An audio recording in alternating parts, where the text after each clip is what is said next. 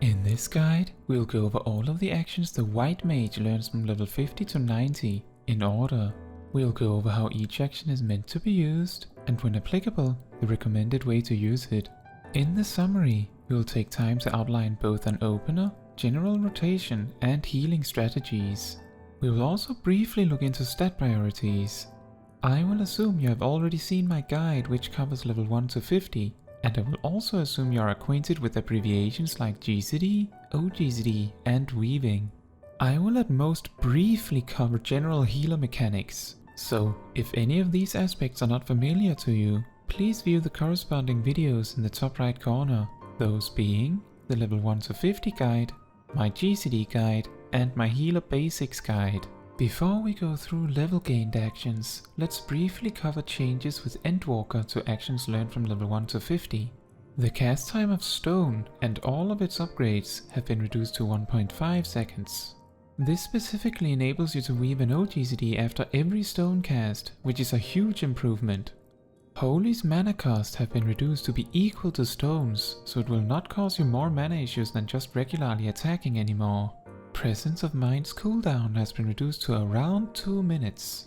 Now then, at level 52, you gain access to the healing gauge. While in combat, you will produce 1 Lily every 30 seconds, up to a maximum of 3. You also learn the spell Afflatus Solace, which spends a Lily on use. Afflatus Solace functions as a free and instant version of Cure 2.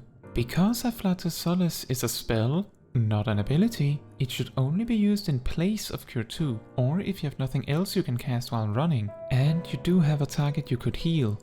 This can mean you sometimes end up with 3 Lilies and nothing to spend them on.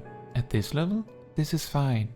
You also learn the ability Asylum, which on a cooldown places down a large dome that heals everyone in it for a long time. If you know your group isn't going to leave an area for a while, this is by far your best healing option, so use it whenever this is possible. A new feature with Endwalker is that you can choose to enable both limiting the placement circle to the allowed range, and also that pressing the button twice places it. Both of these options can make it a lot easier to quickly weave Asylum between spellcasts.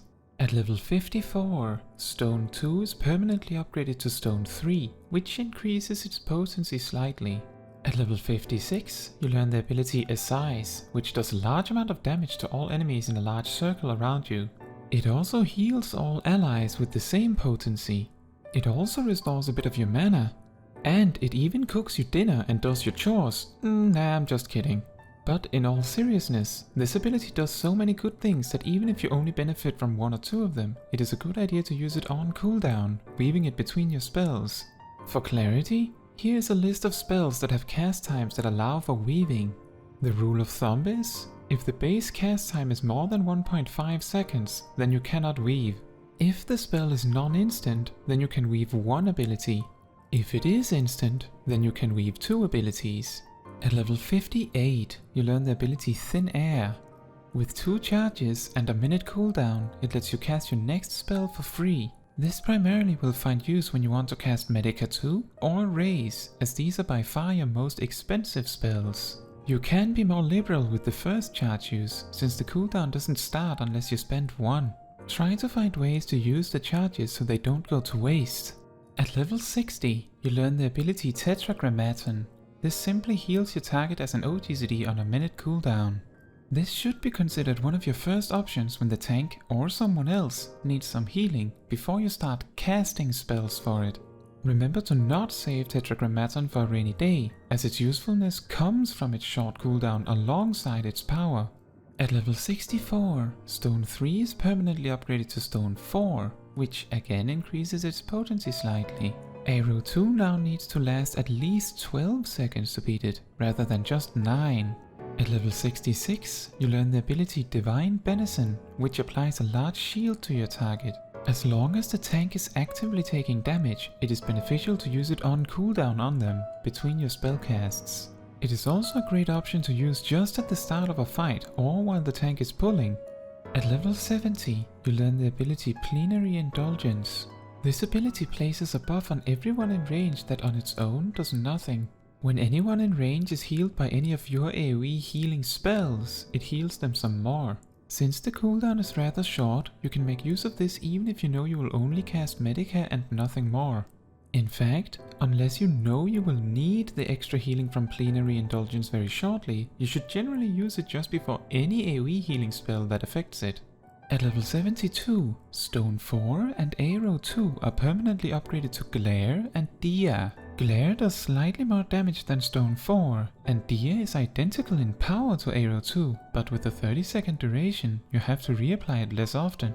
Holy is better than Glare on 3 or more targets, and is more powerful than Dia on 5 or more targets. If you didn't already do this with Arrow 2, you should start applying Dia to 3 or 4, or more if possible, enemies as the tank is pulling in dungeons. This way, the dots are the most likely to last their full duration. Remember to consider how long enemies will live before choosing to reapply Dia.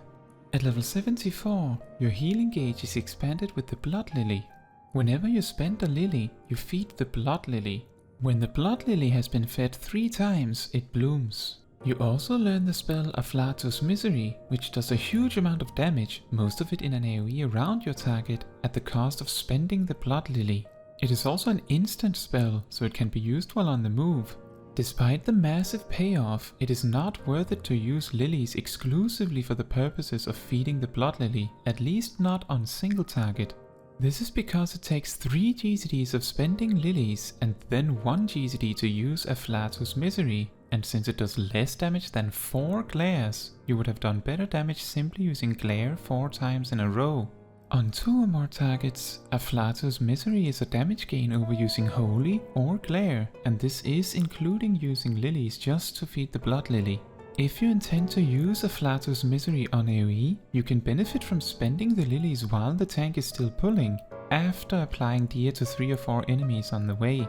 For AoE, it might also be safer to keep the lilies to heal the tank, should they need it. This is something you as a White Mage need to plan before greedily spending lilies for damage. At level 76, you learn the AoE alternative to Afflatus Solace, Afflatus Rapture. Effectively an instant and free version of Medica 1. You use it similarly to Solace in that you use it if you plan to use AoE healing anyway. This is probably also the better choice to spend lilies on if you have nothing else while moving to intercept any chip damage anyone might have taken. Afflatus Rapture also interacts with Plenary Indulgence, so weaving Plenary Indulgence into Medica 2 followed by Afflatus Rapture can turn into some impressive instant healing in a tough spot. At level 78, Asylum is upgraded to also increase the healing received by players in its area. This does not change how you use it at all, but it is a nice addition. At level 80, you learn the ability Temperance, which causes you to grow wings as well as increase your healing potency significantly. It also causes everyone around you to take less damage for its duration. Its cooldown is not that long for its powerful effect, so try to make regular use of it and get acquainted with what you can do with such power. The optimal way to apply Temperance is to use it just before a large amount of damage to make use of the damage reduction, and then immediately make use of the boosted healing afterwards. While it is possible to use both Temperance and Plenary Indulgence at the same time, it is almost never necessary, so it might be better to skip a use of Plenary Indulgence if Temperance is already in use, to keep at least one big AoE healing cooldown. At level 82, Glare and Holy are upgraded to Glare 3 and Holy 3 respectively. Where did 2 go? No one knows. Both of the upgrades come with slight potency increases, but do not change anything about your rotation. Dia beats Glare 3 if it lasts at least 15 seconds. At level 85, all of your healing spells and their added heal over time effects, if any, have their potencies increased slightly. This does not change the way you use them.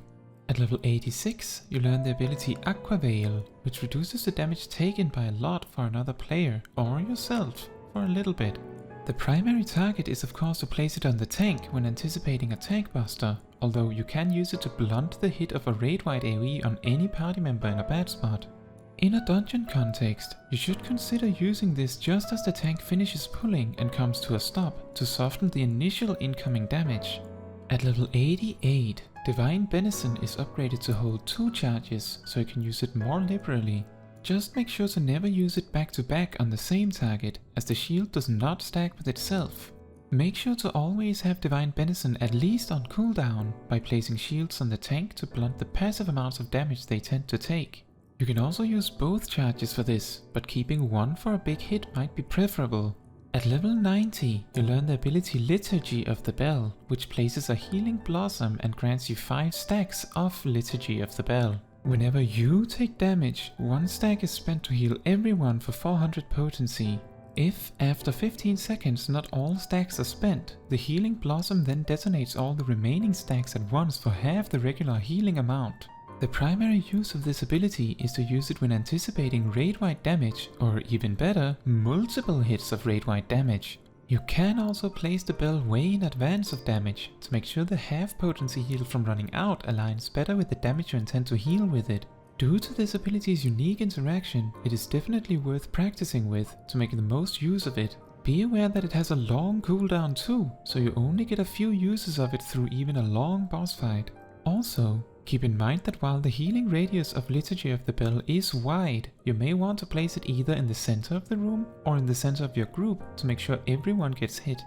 Now, to round off, let's start with an attack opener and attacking tips. Then we talk about some tips and tricks to make the most of your cooldowns. These tips will be mostly focused on dungeons, as raids and trials tend to have a bigger focus on dealing with each mechanic individually, and often which tool is best for when can vary for each boss encounter. Finally, we briefly touch on stat priorities. For an opener example, start by casting Glare 1.5 seconds before the tank pulls, and then cast Dia, then repeatedly cast Glare. In a coordinated group, cast Glare twice, then weave Presence of Mind, another Glare, and then weave Assize, and then continue casting Glare. Outside of coordinated groups, you can instead weave Assize and Presence of Mind after the initial Dia cast. If you intend to use a tincture, a burst potion, you should use it 3 seconds before the tank pulls, so immediately before the initial Glare. Remember to reapply Dia as it runs out. The reason we use Presence of Mind and Assize later in a coordinated group is to make sure they align with raid cooldowns. Keep in mind that spending your Lilies just to build for Afflatus Misery is not worth it unless you know for certain at least 2 targets will be hit by the Afflatus Misery. And even so, it might be better to simply plan around this at times where you are unable to attack. On 3 or more targets, you replace Glare by Holy, and even if the enemies will last a long time, on 5 or more targets, you replace Dia by Holy. Should you need to weave OGCDs on AoE, try to spread Dia on as many targets as you can while you do so. After all, Holy does not allow OGCDs due to its cast time. Now, for the healing tips section, a little spoiler warning. The footage that we'll be playing will be from one of the optional level 90 dungeons, so it will be mostly irrelevant to the main story, but some may still find this to be too spoilery. This footage will continue for the rest of the video, so if you want to avoid seeing it, you can choose to simply listen to the rest of the video, or come back later once you feel safe doing so. While the tank is pulling, just before the tank begins pulling, apply Regen to them. Then, as they pull, apply Divine Benison. This should give you time to apply Dia to as many individual targets as you can manage. Should the tank need significant healing during the pull, use Afflatus Solace and consider reapplying Divine Benison. Additionally, if you believe you will not need Lilies to heal during the pull, toss Lilies by using Afflatus Solace or Rapture once you have applied Dia to as many targets as you can. Do not use Holy while the tank is not finished pulling. When the pull comes to a stop, when the tank reaches its destination, reapply Regen as you make your way to melee range and apply Aqua Veil to the tank to soften the initial damage and Assize to open a large amount of damage to all enemies in the area. You can also put down Asylum, but keep in mind the cooldown is long enough that you will likely only have it for 1 of 2 pulls before a boss. Once you're about in melee range, optionally use Presence of Mind and then cast Holy repeatedly. The first 5 Holy casts will stun the enemies for a combined 7 seconds, massively reducing the damage the tank will take at the start. If necessary, use Dia, Afflatus Solace or Regen to make space for more OGCD heals like Tetragrammaton, Divine Benison, Assize or even Benediction. If necessary, you should not be scared of using Afflatus Solace, Regen or even Cure 2 to keep the tank alive if that's what it takes. Assorted Desperate Measures. The White Mage has a few more tricks up their sleeve when things go wrong, aside from Benediction. For instance, Medica 2 heals for more on a single target than Cure 2 over its full duration. As such, if you realize that the tank is taking quite some heavy damage and you won't be able to keep up, you can use Regen, Weave, Plenary, Indulgence and optionally Tetragrammaton or Divine Benison for instance. Then cast Medica 2 to really boost their healing over time. Temperance, despite being thought of as a raid-wide buff, can also be used to assist the tank in reducing the damage they take and help you heal them. Presence of Mind is mostly seen as a damage cooldown, but it also enables you to cast healing spells faster, so if that is what it takes, then that is also an option. If you know that an upcoming pull will do a massive amount of damage, then you can use Liturgy of the Bell just as the tank reaches their destination, so that you know for certain that there will be a massive heal coming up 15 seconds later. Finally, regarding stat priorities. In almost every single case, item level is more important than the correct secondary stats, so always pick the gear piece with the higher item level and thus most mind on it. Next, Piety is a stat unique to healers that increases your passive mana regeneration. White Mages have the weakest mana generation of all healers from their spells and abilities, so it is extra important you optimally make use of the tools you do have. Even so, you will likely need some Piety as a White Mage. Just keep in mind that excess amounts of Piety can be wasteful. If you reach the end of a fight and were casting for most or all of it and are not at close to 0 mana, then you could have had less Piety. On the other hand, if you reach 0 mana, then sometimes this can be caused by inefficient use of your mana and mana generating abilities, so it is a balancing act. After item level, having enough Piety is your highest priority. Next comes Critical Hit, which both increases the chance and the potency of your critical hits and heals. Determination and Direct Hit are extremely close to each other in value. However, for damage, Direct Hit is the superior choice. Keep in mind that Determination also increases healing done, while Direct Hit only boosts damage. Additionally, Direct Hit can only be obtained by healers through materia. At last comes Spell Speed. Increasing your spell speed as a healer effectively increases your mana needs, as more glares will mean more mana spent per second. Since White Mage has the weakest mana management inherently, it is also the one that would be affected the most negatively by a lot of spell speed. As such, you may want to have as little of this stat as possible. Keep in mind that you do not need the best and most optimal stats for most content in the game. Only in the most cutting edge of content and groups may this be necessary, so outside of this, most gear combinations are fine as long as your item level meets the challenge you are facing. That is all for this video. Thank you so much for watching. If you have any questions or need something clarified, please leave a comment down below. Fun fact, before Shadowbringers, the White Mage didn't actually have any job gauge. It was entirely committed to just cooldowns and healing.